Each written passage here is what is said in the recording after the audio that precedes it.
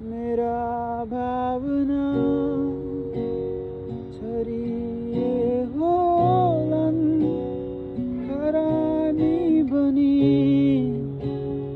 मजदा पनि बोलेन बरु जति बोले थियो तिमीले छोड्दा मजदा पनि म मरे पनि तिमीलाई खुसी हुन चाहन्छु म जाऊ कसम